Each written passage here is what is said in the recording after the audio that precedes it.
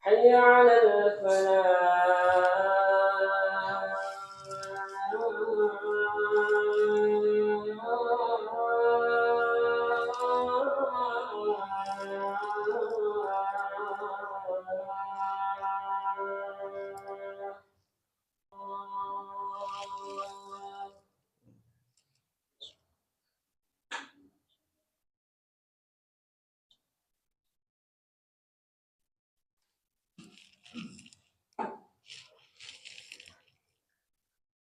Alhamdulillah.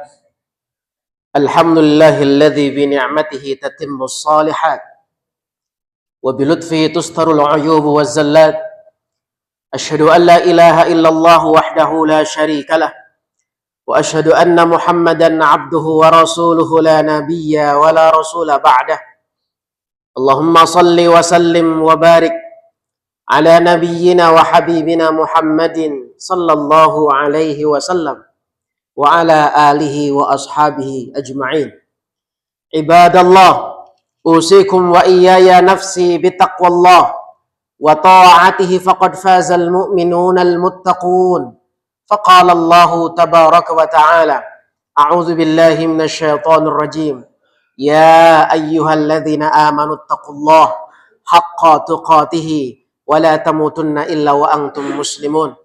Wa qala ya ayyuhalladzina amanu taqullaha wa qulu qawlan sadida yuslih lakum a'malakum wa yaghfir lakum dhunubakum wa may yuti'illaha wa rasulahu faqad faza fawzan 'azima. Tsumma amma ba'd. Ma'asyiral muslimin, jamaah Jumat rahimani wa rahimakumullah. Pujian yang sempurna mari kita sampaikan kepada Allah Azza wa Jalla atas nikmatnya yang tak terhitung jumlahnya kepada semua kita yang hadir, terutama pada Jumat yang penuh keberkahan ini. Nikmat yang senantiasa semoga kita syukuri dan kita istiqomahi. Sesungguhnya tidak ada perintah yang sering diulang oleh Allah Subhanahu wa taala dalam Al-Qur'an kecuali perintah untuk bersyukur kepada Allah. Dan ternyata ekspresi syukur yang Allah paling menyukainya, paling mencintainya adalah ketika seorang hamba mengekspresikan syukurnya dalam bentuk ibadah dan ketaatan. Itulah kenapa ketika Nabi kita Shallallahu Alaihi Wasallam saat itu diturunkan surah Al-Kautsar di saat duka beliau, Inna a'tainakal kautsar. Ini mengingatkan akan nikmat yang sangat banyak. Dan Allah perintahkan berikutnya, fasholli li rabbika wanhar. Ibadah jamaah, ekspresi syukurnya. Orang-orang Quraisy dibentangkan kepada mereka nikmat dua yang sangat besar. Satu dalam surah Al-Fil, jaminan keamanan. Allah amankan kota Mekah dan penghuninya. Dan yang kedua, surah Quraisy secara khusus menyebutkan nikmat kedua yang Allah khususkan bagi orang-orang Quraisy adalah mudahnya mereka mencari nafkah di dua musim yang berbeda. Rikhlatas sita'i wasyaif. Apa yang Allah perintahkan agar mereka bersyukur? Dengan cara apa Allah perintahkan mereka bersyukur? Allah lanjutkan ayatnya, falyabudu rabb hadzal bait. Beribadah jamaah. Esensi syukur itu adalah ketaatan kepada Allah. Maka alhamdulillah, apapun ujian kita hari ini, ketika kita masih dimudahkan untuk beribadah kepada Allah, masih digerakkan hati, punya kesadaran untuk tunduk kepada Allah, itulah sejatinya nikmat di atas nikmat jamaah. Semoga nikmat ibadah yang siang hari ini kita rasakan menjadi nikmat yang selalu kita dapatkan dari Allah Subhanahu wa taala. Sampai kapanpun sepanjang hayat, Allah mudahkan kita untuk taat kepada Allah, dan tentunya semoga berujung kepada hadiah istiqamah itu kepada husnul khatimah. Sesungguhnya jamaah, pendamba husnul khatimah mustahil akan mendapatkannya kalau dia tidak istiqamah. Maka dalam muqaddimah khutbah siang hari ini, khatib berdoa secara khusus untuk semua kita yang datang ke masjid Jumat ini. Semoga istiqamah pula datang ke masjid tidak hanya pada Jumat. Karena sesungguhnya husnul khatimah yang kita damba dan kita cita merupakan hadiah daripada istiqamah. Salawat dan salam teruntuk Nabi kita Muhammad sallallahu alaihi wasallam. Allahumma shalli ala Muhammadin wa ala ali Muhammad. Allah semoga bimbing kita ya, lewat barokah salawat ini terbimbing mengikuti jalannya Nabi sallallahu alaihi wasallam, dicintai kemudian diakui kelak sebagai umatnya, dan terpenting adalah kita mendapatkan hak pembelaan syafaat kelak di hari akhir insyaallah. Amin ya rabbal alamin. Jamaah khatib memiliki kewajiban sebagai khatib dan juga ini rukun khutbah agar tidak jemu dan bosan menyampaikan wasiat tentang ketakwaan kepada Allah. Usi nafsi wa iyyakum bitaqwallah. Takwa dalam makna yang sangat luas. Di antara salah satu cakupannya adalah mari tingkatkan rasa takut kita kepada Allah. Takwa itu al-wiqayah, takwa itu perisai, takwa itu benteng, agar kita terhindar dari segala macam keburukan dunia dan akhirat. Dan salah satunya perisai paling tebal adalah rasa takut seorang hamba kepada Rabb-Nya. Inilah yang menjadikan siapapun diri kita, apapun status sosial kita, apapun jabatan kita, apapun profesi kita, maka inilah penyelamat kita, jamaah sekalian. Seorang anak berpikir durhaka kepada orang tuanya, seorang suami berpikir akan membawa makanan yang haram ke rumahnya, seorang pemimpin akan berpikir ketika akan menandatangani sebuah kebijakan, manfaat ataupun maslahat atau bahkan madarat. Takwa kepada Allah akan menjadikan seorang berpikir dalam setiap tindak tanduk yang akan dikerjakannya. Itulah kenapa Allah pasti merahmati siapapun yang memiliki rasa takut kepada Allah, sehingga dengan itu dia terhindar dari segala macam keburukan. Al-Imam Hasan Al-Basri rahimahullah, beliau pernah menyampaikan satu pesan penting kepada kita semua. Beliau mengatakan, rahimallahu abdahu idza waqafa ala amri. Allah akan senantiasa merahmati hambanya ketika seorang hamba sebelum berbuat apapun dia wukuf sejenak. Idza kana lillahi azza wa jalla tasarra. Beliau melanjutkan, kalau dalam wukuf berhenti sejenak, dia merenung, ini untuk Allah, ini bakal mendapatkan cintanya Allah, ini membuat nanti hisab saya mudah, ini membuat kubur saya lapang, ini membuat mati saya nanti mudah. Semuanya jangan dia berpikir. Maka idza kana lillahi azza wa jalla tasarra, dia akan menyegerakan niat baik itu sebelum niat itu lenyap, ya, dilenyapkan oleh syaitan. Jamaah, siapa yang menjamin seorang berniat bahwasanya sebelum tidur dia akan mendaftar umroh, tapi ternyata niat itu berubah setelahnya? Jamaah sekalian, setiap orang kenapa ketika punya niat baik harus disegerakan? Karena sangat mudahnya di akhir zaman nih, niat kebaikan dilenyapkan oleh syaitan. Was-wasnya setan siang dan malam membuat terkadang kita mengurungkan niat kebaikan, padahal bisa jadi kebaikan itu adalah akhir hayat kita. Siapa yang mengetahui itu adalah umroh terakhirnya dia? Siapa yang mengetahui bahwasanya amal terakhirnya adalah itu dan Allah ingin pilihkan, tapi kita sengaja untuk menundanya? Jamaah, Imam Hasan Al-Basri kemudian mengatakan, wa idza kana li ghairi ta'akhkhara. Ketika dalam merenung sejenak, ini bermasalah, ini menjadikan sebab Allah murka kepada kita. Ini menjadikan mati saya sulit. Ini membuat hisab saya berat dan panjang. Ini membuat bangkrut di akhir-akhir. Ta'akhkhara. Dia tidak segera kemudian melakukannya begitu aja. Paling tidak dia rem dan tahan. Nanti. Sampai ajakan itu bosan datang kepada kita. Jamaah sekalian, inilah keberuntungan yang disebutkan oleh Al-Imam Hasan Al-Basri tentang perisai tebal bernama takwa, yang itu menjadi nasihat pokok dalam setiap mimbar-mimbar Jum'ah, agar kita mempertebal setiap waktu rasa takut kita kepada Allah, pakaian keberuntungan, pakaian keselamatan, dan inilah sebab Allah senantiasa mencurahkan rahmat dan barokah dalam kehidupan. Jamaah sekalian, di sisa waktu, karena waktu yang sangat terbatas, khotib ingin menyampaikan satu poin saja di mimbar Jum'ah yang mulia ini, setelah nasihat takwa, bahwasanya kita sedang diberikan beruntun hadiah oleh Allah Subhanahu wa Ta'ala dengan dihadirkannya berturut-turut kesempatan dan peluang untuk beramal soleh, ditandai dengan Allah melipat gandakan kebaikan yang kita kerjakan di dalamnya. Jamaah, kita masih pada bulan Muharram, tanggal 11 Muharram hari ini insya Allah, dan berarti itu masih masuk dalam Ashhurul Hurum, 4 bulan haram. Sebelum bulan haram ada Syawal, di sana juga ada keutamaan. Sebelum Syawal ada Ramadan, dan kita tidak pungkiri bagaimana keutamaannya. Sebelum Ramadan ada Sya'ban. Tidaklah Nabi memperbanyak saum sunnah kecuali salah satunya adalah di bulan Sya'ban. Sebelum Sya'ban ada Rajab, itu pun juga bulan haram. Jamaah istimewa, bahkan bulan ini secara khusus dalam fadilah hadis yang sering kita dengar tentang keutamaan bulan haram. Kita sering mendengar Nabi mengatakan afdhalus salat ba'dal fariḍah salatul lail. Utama salat malam, salat sunnah setelah sholat fardu yang wajib di waktu adalah sholat malam. Dan seutama puasa, afdhalus siyami ba'da Ramadan syahrullah Muharram. Seutama puasa sunnah setelah puasa wajib Ramadan adalah puasa sunnah yang dikerjakan seorang hamba di bulan Muharram. Jamaah sekalian, untuk apa kita menangkap peluang-peluang kebaikan ini dengan gembira, kemudian ada antusias ingin sekali pokoknya Allah bisa beramal di bulan-bulan istimewa tersebut? Jamaah, semua kita punya masa lalu.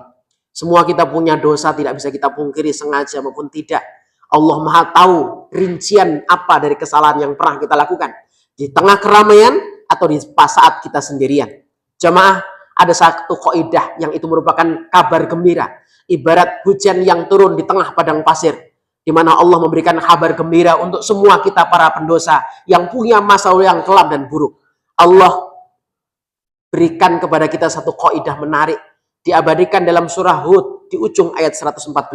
Allah katakan, innal hasanat yudhibnas sayyiat. Sesungguhnya deretan kebaikan-kebaikan itu akan mampu menghapuskan kesalahan-kesalahan di masa lalu kita. Bukankah ini peluang jamaah sekalian? Allah hadirkan peluangnya, tinggal kita mau mengisinya, tinggal dengan kebaikan. Rasul menyebutkan 5 waktu kenapa hadir jamaah sekalian. Antara sholat 5 waktu satu dan yang lainnya. Di sana kita potensi berbuat dosa. Maka setelah Jumatan ini kita sedang menanti sholat asar. Dan harus sholat asar. Kenapa harus sholat asar? Karena bisa jadi ada dosa yang kita kerjakan antara Jumat atau duhur ke asar. Maka Rasul mengatakan as-shalawatul khamsu. Antara sholat 5 waktu satu dan yang lain. Wal jum'atu ilal jum'ah. Jumat satu dengan Jumat yang lain. Wa ramadhanu ila ramadhan. Ramadan satu dengan Ramadan berikutnya. Riwayat yang terpisah disebutkan wal umratu ilal umrah. Umrah pertama dan umrah berikutnya. Maka jangan cuma sekali. Itu ternyata jamaah sekalian, disitulah kafarahnya. Disitulah hadirnya penebusan dosa. Ketika senambungannya, kontinunya sebuah amal soleh yang kita kerjakan. Maka inilah luar biasanya jamaah nikmat yang wajib kita syukuri. Allah tidak berhenti menghadirkan Ramadan. Ramadan ada Syawal, habis Syawal ada 3 bulan haram, Dzulqa'dah, Dzulhijjah, dan sekarang kita masih bulan Muharram. Salah satu hikmahnya adalah agar kita mengisinya dengan amal soleh. Dan ternyata deretan amal soleh yang kita bangun, semoga itulah yang bisa menghapus kesalahan di masa lalu kita. Jamaah sekalian, kemudian di bagian akhir, khatib ingin mengingatkan diri dan semua kita, Allah Subhanahu wa Ta'ala mempersyaratkan bahwasanya dosa itu diampuni bukan hanya sekedar karena kita punya keinginan. Kita punya keinginan agar Allah menghapuskan kesalahan kita. Tapi juga adanya kesungguhan bahwasanya kita telah memastikan benar telah meninggalkan dosa tersebut. Allah katakan dalam surah An-Nisa ayat 31, in tajtanibu kaba'ira ma tunhauna anhu. Kalau kalian benar-benar sudah meninggalkan dosa besar, barulah kami akan mengampuni, nukaffir ankum sayyiatikum. Kami barulah akan hapuskan dosa-dosamu. Yang kedua sebagai penutup jamaah sekalian, bahwasanya di ayat 114 yang tadi saya bacakan, ternyata ayat itu diawali dengan kalimat wa aqimus shalah, ya, dan tegakkanlah oleh kalian sholat. Mulai dari awal pagi sampai awal petang, maksudnya 5 waktu. Ya, tarafan nahar wa zulufam minal lail, kata Allah. Apa kaitannya dengan tobat? Sebagai kalimat penutup khutbah di siang barokah ini. Ternyata kita menjaga sholat 5 waktu juga merupakan cara kalau kita ingin dosa kita diampuni oleh Allah Subhanahu wa Ta'ala. Ada kaitannya bab tobat dengan bab sholat. Allah mengatakan dusta. Seorang mengatakan aku tobat ya Allah, tapi dia tidak mau menegakkan sholatnya. Maka catatan untuk semua kita bersama. Siapapun yang ingin Allah menghapuskan kesalahan masa lalu kita. Pertama dan utama salah satunya, jauhi dosa besar. Surat An-Nisa ayat 31. Yang kedua, pastikan kita telah menjaga sholat 5 waktu kita. Barakallahu li walakum fil Qur'anil azim wa nafa'ani wa iyyakum bima fihi minal ayati wa dzikril hakim fataqabbala minni wa minkum tilawatahu innahu huwal ghafurur rahim.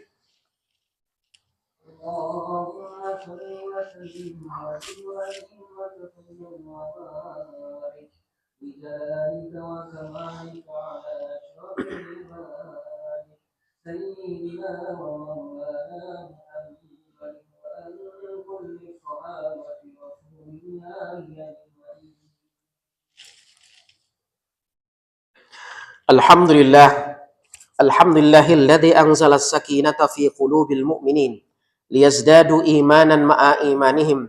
Asyhadu an la ilaha illallah wahdahu la syarikalah wa asyhadu anna Muhammadan abduhu wa rasuluhu la nabiyya wa la rasula ba'dah.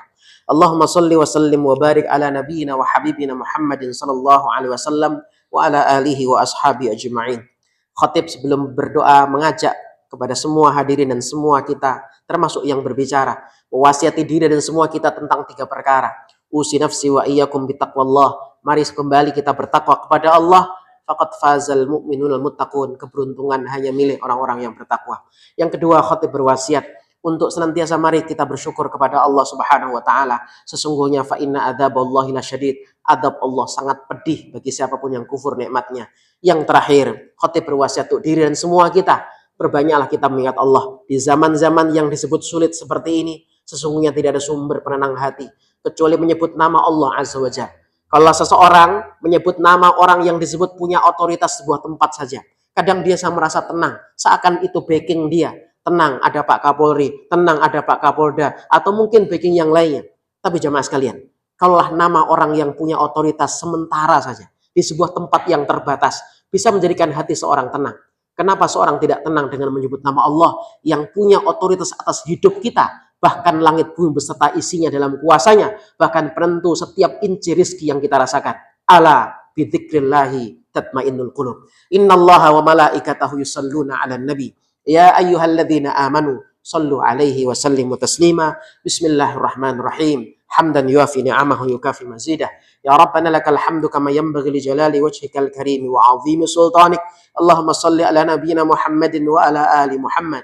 Allahumma ighfir للمسلمين والمسلمات والمؤمنين والمؤمنات الأحياء منهم والأموات إنك سميع قريب مجيب الدعوة فيا قاضي الحاجات ربنا اغفر لنا ذنوبنا وكفر عنا سيئاتنا وتوفنا مع الأبرار ربنا يا رزاق يا كافي أكفينا يا الله بحلالك عن حرامك وأغنينا بفضلك عمن سواك اللهم ارزقنا رزقا حلالا طيبا مباركا فيه اللهم ارزقنا زيارة مكة والمدينة للحج والعمرة اللهم ارزقنا زيارة مكة والمدينة للحج والعمرة نسألك يا ربنا حسن الخاتمة ونعوذ بك من سوء الخاتمة ربنا هب لنا من الصالحين رب اجعلنا مقيمين الصلاة ومن ذريتنا ربنا وتقبل دعاءنا ربنا هب لنا من أزواجنا وذريتنا قرة أعين واجعل المتقين إماما اللهم إنا نسألك العفو والعافية في الدنيا والآخرة